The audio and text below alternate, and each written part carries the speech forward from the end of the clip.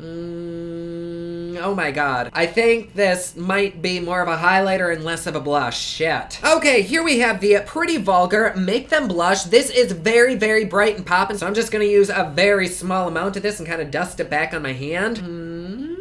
Oh my gosh. My god, my cheek is just like a shimmery piece of metal from that first blush. Shit. For some reason, this blush won't blend out. I don't know if it's the blush or this brush. I've never had a problem with it before. Huh. That doesn't look that good. But we have to do the same to the other side. Oh my god. I don't know because like I said, I've never had an issue with this blush before. Like it's one of my favorites, but it just isn't performing that great. Maybe it is the brush. It did so well with the bronzer and the contour the other day, but now it's just like keeping the product right there. I don't know about this. Okay, well, there is that. Let's just keep it like this. Hopefully it doesn't look as bad on camera as it does in person because I look redonkulous right now. No matter how much I sweep over it with the brush, it's just staying right there. Oh, God. So maybe don't use it as a blush brush, that's all I'm gonna say. Let's give our face a little spray with some NYX setting spray. Oh yes, honey, that takes me back to my first night in college. And even though that first blush was kind of like a highlighter, I am gonna take some more highlighter of a different kind on this highlighter brush and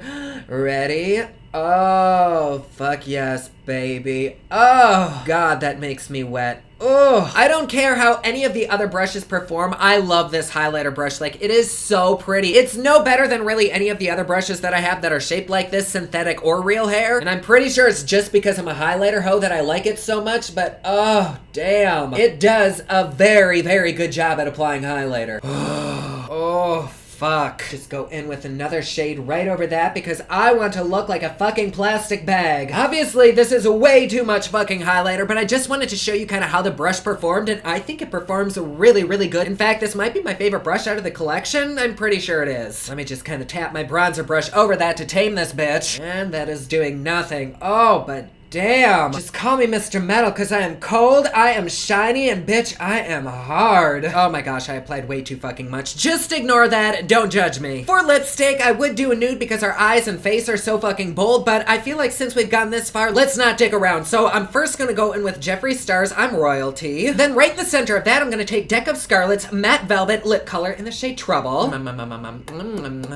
Ooh, that tastes good. And here we are with the finished product. What an interesting look we created today. Kind of alien-esque. I like it. I'm also very bummed that I lost that one brush because I feel like I could have done the lips really well with it too. After using these brushes now a second time and kind of getting a little bit more used to them, the first time I reviewed them, if you couldn't tell already, I did not recommend these because I felt like you really could find the same thing on AliExpress, which I do think you could. And I kind of thought that if you had 50 bucks to spend, you could probably find other Morphe brush sets that were way better than this. And I do still agree. I don't think these are nearly as bad as I had initially thought they were, especially these eye brushes. Like, they actually surprised me. I thought the first time I used them, they were so fucking bad, but this time they were just like my Morphe M433 brush, such a dream to work with. Like, even though they are a little bit on the scratchy side, I feel like once I wash them more and maybe apply a little bit of conditioner to them, they're gonna be brushes that I'm probably gonna reach for frequently. And this highlighter brush, oh my god, is it anything terribly out of this world special that's super duper unique? No, not at all. It's just a highlighter brush, and I fucking love highlighter brushes because I love highlighter. And this one grabs the highlighter really, really well, and when you apply it to your skin, the highlighter doesn't go everywhere like it does with some fan brushes. And so this too is a brush that I'll probably frequent a lot. This concealer brush, hold on, let me see if I can take some of that product and just blend out this highlighter a little bit. I do really like this brush. Is it my favorite brush in the entire world for blending out concealer? No, but it is still really good. The powder brush, it's just a powder brush. I have a million like it, even ones from the dollar store. And same for this foundation brush. I think this is probably my least favorite out of the whole group. It just made my skin not look that great. In fact, I feel like applying the foundation with my hands would give me better results. And so this is not something that I'll reach for, maybe for applying bronzer or something, or maybe even for setting my foundation with a powder. But overall, is this brush set worth $50?